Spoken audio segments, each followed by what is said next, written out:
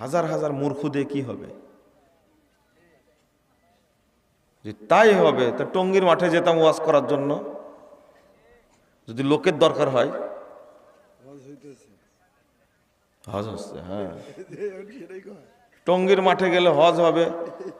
তারপরে টঙ্গীর মাঠে গেলে মক্কায় সালাত আদায় করলে 1,00,000 গুণ বেশি নেকি হয়, আর টঙ্গীর মাঠে নামাজ পড়লে 1,000,000 গুণ বেশি নেকি হয়।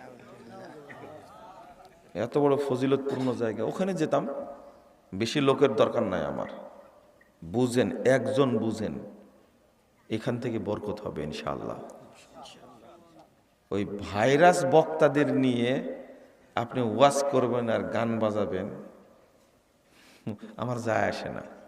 ভাইরাস বুঝেন? ভাইরাস, আরে করোনা ভাইরাস শুধু আপনাকে মারবে, ও আপনার আকীদাও মারবে না, আমলও মারবে না। কিন্তু এই করোনা ভাইরাসের চেয়েও এই ভাইরাস বক্তাগুলো বেশি খারাপ, বেশি ভয়ানক।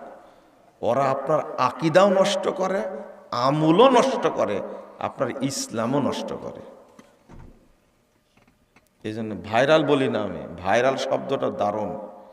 এই জাহেল বক্তার কাছে এই বলা যাবে না এটা।